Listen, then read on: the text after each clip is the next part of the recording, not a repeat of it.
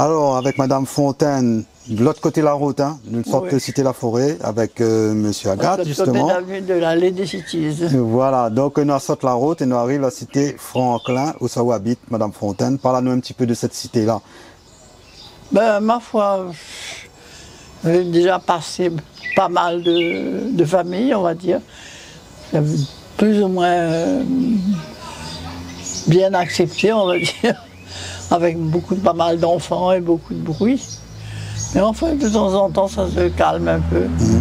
Ça nous parle de maintenant. Et avant, on a 20 ans de ça, justement, où on a plus de 20 ans, on habite ici. L'été un petit peu plus calme. Non, même pas, au contraire. C'était plus désordre. Parce que là, il y avait une famille, deux familles en face, là. C'était toujours le bordel avec l'Aranin et l'autre, là. Des batailles tout le temps, là. Mais enfin, bon. Mais enfin, au fur et à mesure, maintenant, c'est un petit peu On nous a dit qu'il avait l'ambiance dans le quartier. L'ambiance. Pas tout à fait ce qu'il faudrait. Parce que quand même, c'est-à-dire que les gens, comme c'est une cité mixte, avec des jeunes, des moins jeunes, des personnes âgées, mais la tranche d'âge intermédiaire, ils ne se sent pas responsable des autres. Chacun vit sa vie personnelle, on va dire, sans savoir qu'à côté, il y a des personnes âgées. Alors là, le soir, ben, c'est jusqu'à 10h, minuit, on fait le bordel. Par exemple, juste à côté, le soir, une personne handicapée juste à côté de moi, et ben, ils battent la sono à fond la caisse, les boissons, les jamades, tout ce que tu veux. À chaque fois, moi, il faut intervenir pour dire, ben, assez. Les banailles écoutent. Ah oui, toujours. Il connaît sur la porte, une fois que j'ai frappé sur la porte, il connaît qu'il faut baisser le ton. En fait, disons, attendre jusqu'à 10h à peu près, quoi, le réglementaire. Mais après 10h, on me dit, écoute, moi j'ai besoin de dormir, maintenant ça suffit. Bon. Donc, il pense que on a un respect par rapport au habit là, on a longtemps aussi. Non, mais c'est pas ça, mais malgré tout, une certaine forme de respect. Mais à côté de ça, ben, la journée, c'est le bordel, ils crient partout, mais enfin bon. Quand tu choisis de vivre dans une cité mixte, eh bien, tu acceptes les contraintes. C'est tout. Donc il fait partie un petit peu du folklore des cités. Moi, voilà. Et moi, ben, écoute, il faut faire avec. Mais après, on nous va dire, peut-être à la Réunion, on a comme si tu choisis d'habiter là, ben, tu acceptes les contraintes. Voilà. C'est tout. Mais comme il dit, peut-être après, ailleurs, on a pire aussi. Il peut y avoir pire. Ah oui, exactement. Il semblerait qu'il y en a pire. Il semblerait, oui. Enfin, donc, il veut dire... C'est-à-dire que moi, je m'adapte à toutes les situations, on va dire. J'ai déjà vécu autant au centre-ville à Paris, autant à Saint-Denis-Ville, au centre aussi, et aussi à la campagne, à la Plaine des Cafres, en pleine nature. Donc, et puis d'ailleurs, même au départ de ma vie d'adulte, on était à Saint-Denis, que c'était la campagne à Saint-Denis, c'était pas Saint-Denis actuel, il ne faut pas rêver. Hein. C'était vraiment les champs. Champs de canne, champs de maïs, tout ce que tu veux. Et donc, j'ai l'habitude, moi, de m'adapter à toutes les situations, autant physique, nature, que humaine. Alors, est-ce que vous faites partie d'un club comme la plupart des personnes? Comme le troisième âge. Oui. Enfin, ça a toujours été, d'ailleurs, au début, parce que au début, j'étais sur le club des avirons. Et puis après, bon, comme j'ai arrêté de conduire, je ne pouvais plus me déplacer pour aller aux avirons et aller prendre le bus là-bas devant la mairie. Ça commençait à devenir un peu loin pour aller chercher le bus. Donc j'ai préféré revenir au club de l'Étang Salé, qui est près du théâtre. Et entre-temps, j'étais aussi au club des VTC. D'accord. Alors, parle-nous un petit peu de jeunesse, on va dire, le travail que tu as fait, tout ça avant, vous avez dit que tu étais enseignant. Travail, je connais d'une famille pauvre, on va dire, d'agriculteurs.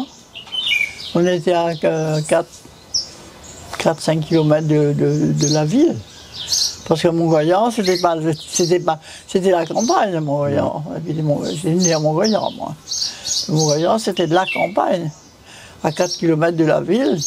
Et il n'y a aucune habitation autour. Donc c'était vraiment entre la maison, la case, je disais qu'à l'époque, entre la case et l'école Joinville, on allait à Joinville. Et bien là, il y avait 3-4 kilomètres, vraiment rien dans le chemin. C'était vraiment la pampa, quoi. Et puis après le lycée, mais toujours. Mais là, ils marchent toujours à pied, il n'y a pas de bus à l'époque.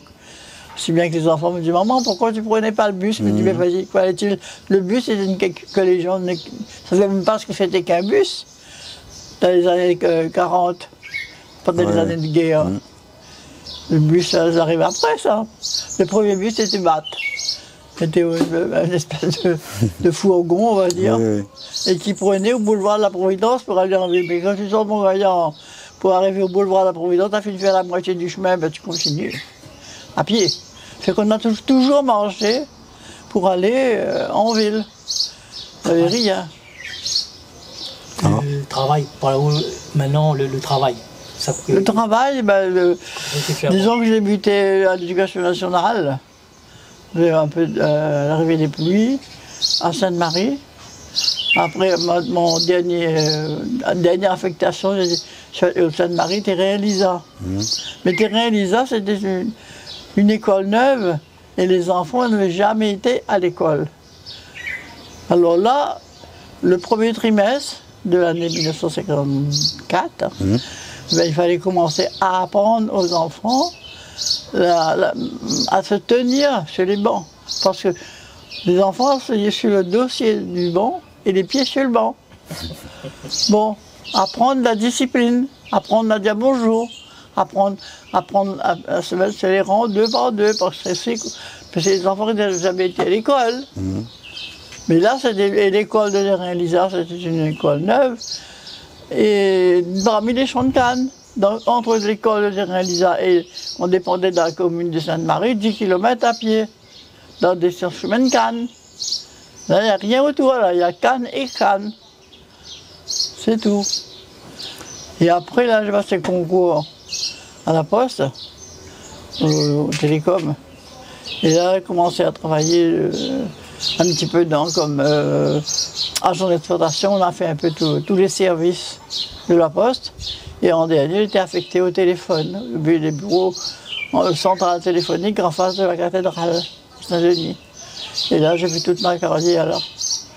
À Saint-Denis, avant d'aller après un passage par la France, au milieu aussi,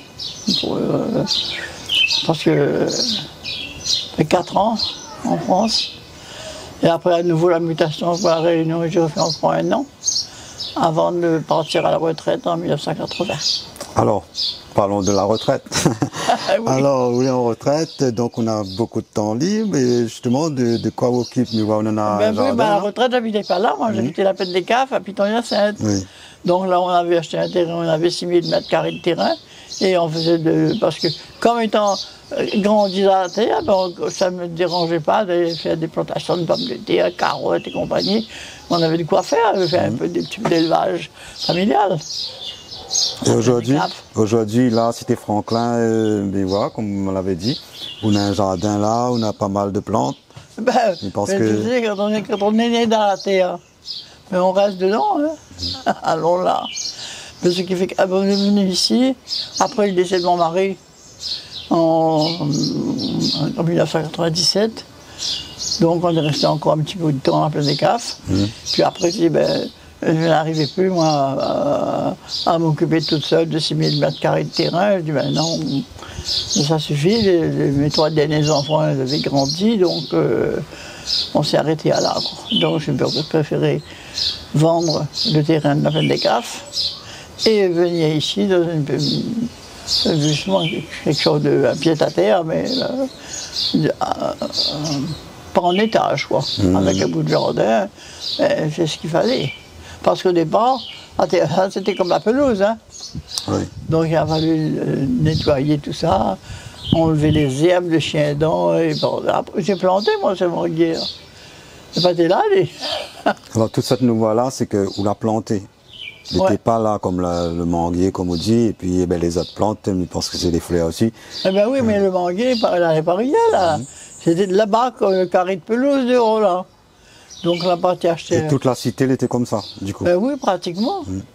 Donc c'était au début de la cité, parce que les gens, les premiers arrivés, ben, disons, les gens n'ont pas trop planté non plus. À contenter ce que a poussé, on va dire. Et moi, c'était mon histoire, c'était de planter un arbre fruitier, mes pieds planter la haie de buis, là, pour séparer un petit peu du voisin, au lieu de faire un grillage métallique tout bête, faisons une haie vive, une haie de plantes vertes. Parce qu'on a fait des hibiscus pour là, et des buis de l'autre côté, de façon à ce qu'il reste un environnement de verdure, quoi. Voilà. Donc on sent bien Ah oui. parmi les plantes, parmi la verdure, et puis des pays pas haut parce qu'on l'habitué dans la terre. Ah ben, de la grande de la terre, alors on reste dedans, hein. Ben, du coup, on nous abat. En tout cas, je remercie à vous d'avoir accepté de répondre à Ah nous. ben, écoute. Et puis, nous souhaitons continuer encore longtemps. Ah ben, on va essayer. Santé. Bon, Merci à vous. Et bonne continuation à vous dans bonnes activités.